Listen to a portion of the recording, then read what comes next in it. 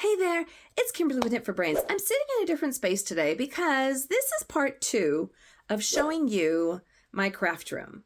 So I thought I'd show you my other corner and some of my favorite little spots and little creative hangs for my craft room. So join me. Okay, so this is actually our guest bedroom. Our guests typically don't stay very long, so we don't need them to have a lot of shelving units, but I wanted to show you where I keep some of my remnant and some of my older yarns. Now, this is more of my mass market yarns where I got one skein of this and one skein of that, not a lot. Although this right here, I've got for a project I'm going to be doing a Janie Crow crochet blanket project. So these are all together, but mostly these are just going to be your one skeins, one-offs. So just some easy storage ideas. This actually is for yarn balls, and it just Velcros to the top of your coat rack, which you've probably seen. But just as easy, you could get a shoe holder rack, which holds all the different yarns. And again, it just Velcros right to the top of your rack. Super easy, great way if you're short on actual storage space. Or if you don't want all of your yarn exposed, you just grab a couple of these and you can just hang them into your closet.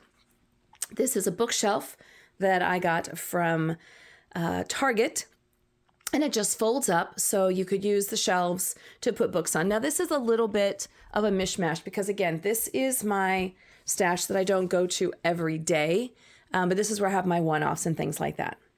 So you can see I've kind of got them categorized. This actually, there's not a lot of categories going on in here. It really needs to be worked on, but mostly it's going to be the acrylics. There's a couple cottons, but it's mostly going to be the acrylics and the one-offs. In here, I just got one of these like folder boxes. And so when I've got my loose patterns, I just go ahead and I put them inside here. So I've got all my patterns in there, and then I have little tabs, whether it's amigurumi, sweaters, vests, so on and so forth. These are craft boxes that are great for one skeins, remnants, scrap yarns, different things like that. So this is where I keep all of my WeCrochet, Knit Picks, upcycled alpaca yarns. I keep them all together in all the colors so I know exactly what I've got. I have it both in worsted and sport, but I keep everything together. I think one of the most important things is knowing that all your yarn that's alike is all kept in one spot. So I'm not going through my whole entire stash trying to find stuff. So when I know I have things together, I keep them in a Ziploc bag or a nice big storage box, something like this. So here I have some of my like yarns. This is my super fun, super bulky Millhouse that I got from WeCrochet, and I got this at like $1.99 a skein. It was a crazy good deal. But again, I like to keep all of my yarns together, and when they are, just so they're easy to get to and easy to figure out what I've got. And now we're gonna step into the babe cave. This is my sanctuary. So you guys saw the coat rack a while back. Now, there's still stuff there, but I've cleaned out a lot. These are now just my craft bags and some whip projects there at the bottom. I took some yarns that I found that I know I want to use this year, and I got these little craft boxes and kind of made it look, I think this looks like a fruit stand. So I repurposed my blanket ladder and turned it into a little bit of a fruit stand. So I actually really liked this look. You know, when you find a little corner that you go, yeah, you know what, that works. And that kind of works for me. And it's got little pieces of art around just for the creativity. Here are my little mini balls, mini skeins of just all different kinds of yarn. Most of it's cotton grade for amigurumi, just little sample ideas, things like that. And then I've decorated that around. All right, so over here, this was actually a poof that I was hoping was going to fit on top of that poof. And it didn't really because of the zipper, but I was like, oh, check this out. So when you unzip it, voila. Here is all of my stuffing, all of my, for amigurumis and pillows and houseware items, anything I need, I just stuff it in here. I thought that was kind of a genius option. So it's got this nice decorative look. and it's also functional as well. I would like to introduce to you Fiona the floor loom. So this floor loom I got from my local San Diego Weavers Guild, and they offer used looms and for rent or also to purchase. And so I was there. It was literally my very first meeting. And there was this woman, her name was Joyce, who had recently passed away, and she was a longtime member of the Weavers Guild. And so her whole family had donated this loom and all of the accoutrements to the Weavers Guild to sell. So I actually got this loom. It's a 4 shaft. You can see right here. 1, 2, 3, 4. Okay. Shaft loom. I think it's called a J loom. It's in excellent condition. And I got the entire loom with the things to go around, the winders. I got a thrift, a yarn thrift down there. Actually, I got 2 of them. This bench here with all of these bobbins, tie-ups, extra heddles, everything you could possibly want in here, the whole shebang for $200. In addition to the loom, I got all of these books, including this one, a Hand Weaver's Pattern Book, which apparently is out of print, and if you can find it, you're going to pay hundreds of dollars for. The Art of Weaving, the Encyclopedia of Hand Spinning, Hand Weaving, Textile Arts Weaving, all the way. So I got all of these books here and Fiona the loom for $200. $200. Now, I am not thinking that you're going to be able to find deals like that, but you never ever know. So if you're interested in weaving, check out, see if you've got a local Weavers Guild, because they're always going to be selling looms or books or having yarn cone sales, anything like that. So check out your local Weavers Guild or maybe your Facebook for sale post, anything like that. You're going to find, I guarantee you're probably going to find looms because I've seen them for sale all the time. This was a killer deal and I knew I had to get it. So now we're going to take a look at the Mecca, the hidden closet, the hidden stash.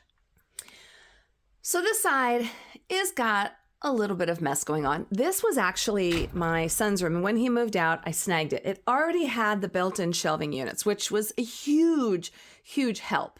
But I was able to then organize the yarn. Now, so here I've got, again, these are going to be mostly my acrylics, my mainstream yarns, and I've tried to keep them in order as much as possible. This side needs a little bit of organizing, I promise. This is an old knitting machine that somebody actually gave to me, and I have to figure this out, find probably a better place for it.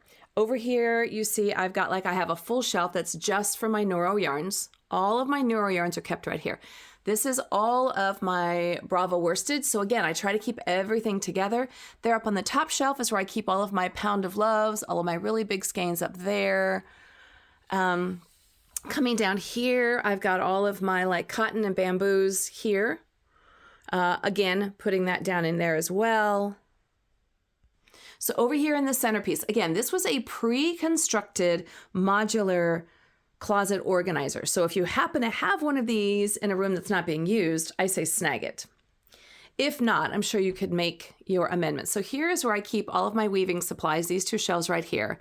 I'm hoping to go through most of those, but I can actually adjust the shelves and make them, taller or shorter depending on what's in there. So once I get through that, I might have to readjust those shelves. Here we've got some more of the Wool of the Andes. And again, I try to keep my yarns together. In here, I have my one skeins, my imported yarns, my Italian yarns. There maybe are the smaller balls that I have maybe 1 or 2 of. Maybe I've done a project. Maybe I'm just kind of waiting on. So again, more drawers in here, 1 or 2 skeins. I made a sweater last year with these 2, and this is all I have left of those 2. I just finished making a sweater out of these guys, and that's what I have left. So it's mostly just like my one-off skeins, but these are my natural fibers. Either going to be my linens, my wools, different things like that.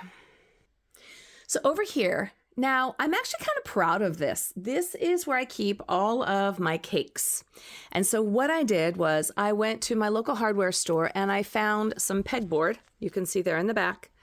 and the Brit and I, we just fastened it to the wall, and then I got these little pegs at the right diameter to match those holes.